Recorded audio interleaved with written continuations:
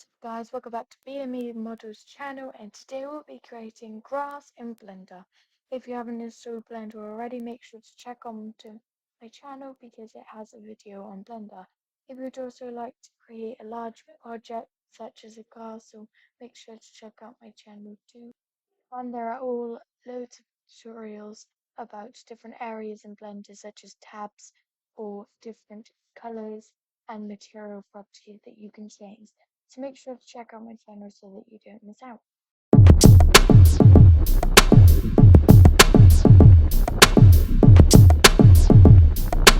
Okay, so to create grass in Blender we must use vertex groups. Now you probably learned about vertex groups and colors, and you've also probably learned about material and properties. So we will be adding material properties, vertex groups, and we'll also be using particle properties. So if you haven't used these before, make sure to check out my other videos. If not, we'll be using them now. So I'm going to delete that cube and add in a plane. I'm just going to size it up slightly. There. So we can see that there's just some area here, and I'm going to rotate it on the Z so that it's in the camera. Now when I click on the camera, I can camera lens angle and move up a bit, move down there.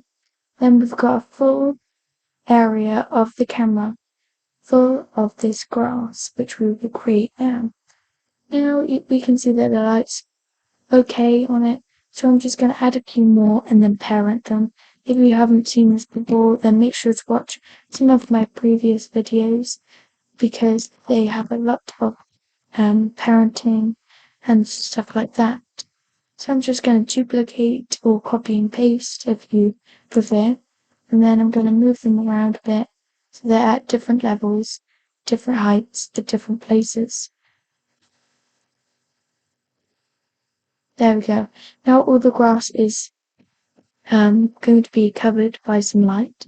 Now if we kill P, we can parent to this object, so if we move the camera, the lights will follow. But if we decide, oh, I don't like the way that light's looking, we move it, the camera won't follow.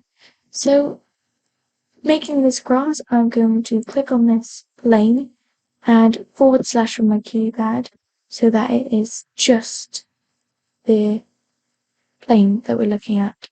If I also go onto this material preview so that we don't see this, that we don't see the lights because there aren't any the way that we're looking at it. If we add a new material, I'm going to go for a brown sort of color because that's the dirt color that we'll probably be using. Now I'm going to rename this dirt. Then with this one, I'm going to create a new, and I'll probably change this, but I'm going to go for a dark green, and I may add in some different colors. And I'm going to go grass. Now if you wanted, you could import a photo of grass if you wanted to, or import a photo of an area of grass and then create this grass coming up here, maybe a few daisies, something very similar. But I'm just going to go for the easy grass. If you want to go extra, then go ahead. So I'm just going to put land here. Then through this area, as we can see, it's pretty bland, so we want to start adding either vertex groups or particle properties, sorry. So I'm going to add some material properties if we go into edit mode here. And if we see there is only one face that we can edit here. So I'm just going to quickly add a few more faces, loop cut it.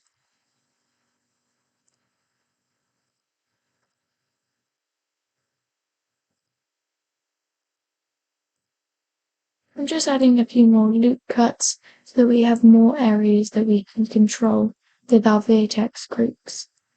So I think that's a good amount. I took the long way around. If you wanted, you could just come back from that, go into this area, and if you hover over, you can see loop cut is kill R. So if you go kill R, it'll come up. kill R. And if we move our cursor around, we'll be able to see this. If we just move it around like we're scrolling up or down, we can see that we can add these in. And then we could go the other side, kill R. And there. Yep. Done. That was a quicker way of doing it if you wanted to. And you'll still be on this so that you won't accidentally add another loop cut. So with these vertex groups, I'm going to add 4 groups. This first group is going to be flower. Now I'm just going to call them flower 1, flower 2, flower 3. This is flower 2. I'm just going to call them that because it's the first thing I think of when I start creating grass and you want these different colours. However, if they're not different colours, then we won't be able to create these flowers. So I'm going to click a few vertices here, just selecting a few off random. You want them to be separate if you're going for flowers, but if you're just going for some grass, you want them very similar.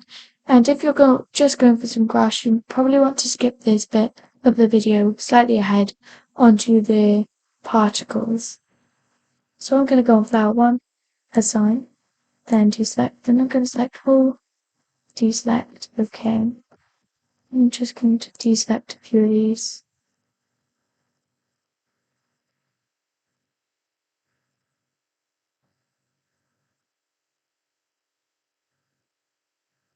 So if I finish deselecting them, then I can assign.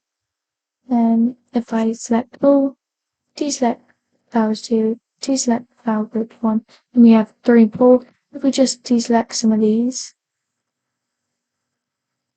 then we can assign them to group 3. And if we go all, we can deselect from group 3, deselect from group 2, deselect from group 1, and that will leave group 4 where we can assign. So now if we select them, select group 3, select group 1, and select group 2, everything should be selected. So now we can move on to particles, and if you haven't used particles before, then I would probably want you to watch my particle video I did a few weeks back. So I'm going to move this into a hair, and it may seem very strange that I'm moving it into a hair, but it won't be what you see. As you see in edit mode, we don't see the hairs, but if you go into object mode, you do. Even if you're on solid mode, you'll still see these hairs. So let's go on to this material preview. And we can see they're pretty long, and that's probably not what grass looks like, seeing as this whole few squares, this area to this area, would probably be about 1 meter. So we probably want it about here, just lower. So if we change that to about 0.3, we can see they're all the exact same, and you may want to decide to change that and maybe move it around or something like this. At the bottom, you'll see that you have vertex groups. Maybe you want to change the density to flower 1, then the length to flower 2, and then the clump to flower 3, something like that. You can change it that way, but it's not exactly what I do because it's hard to keep track of each flower and what you're doing then.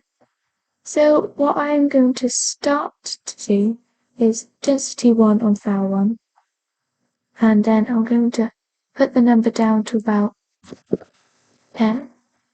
It may seem, oh, it's very small, but if we go down to children down here, we can add simple and then change this up to about 50. You'll see that they're in clumps, and that's down here clumping.